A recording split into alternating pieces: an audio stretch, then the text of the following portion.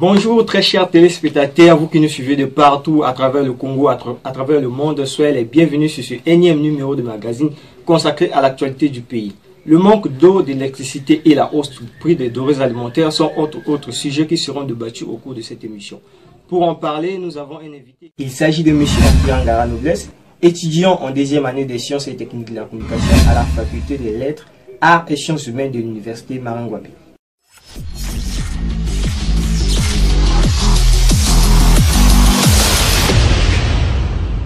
Bonjour Monsieur Nkira. Bonjour chers collègues. Merci d'être venu sur ce plateau. Le plaisir est partagé. Alors Monsieur Nkira, aujourd'hui une masse de la population congolaise se plaint de l'augmentation des prix des denrées alimentaires.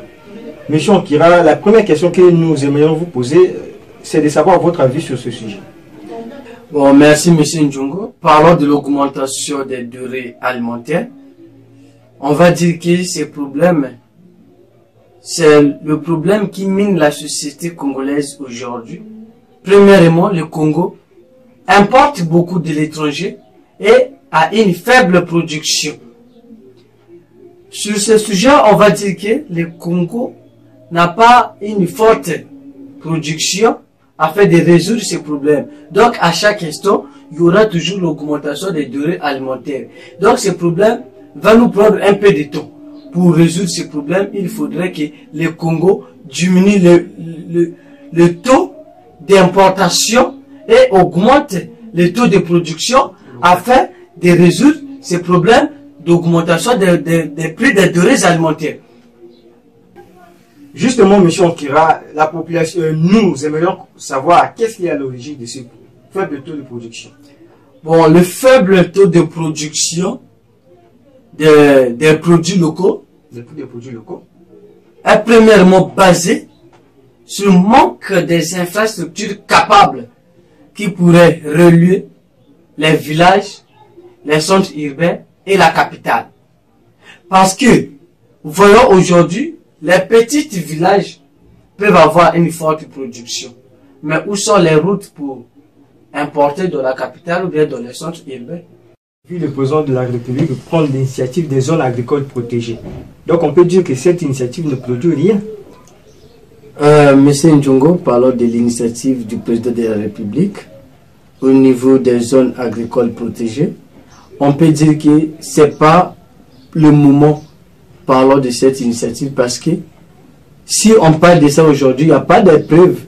Donc, laissons encore le temps au ministère chargé de l'agriculture de faire son travail.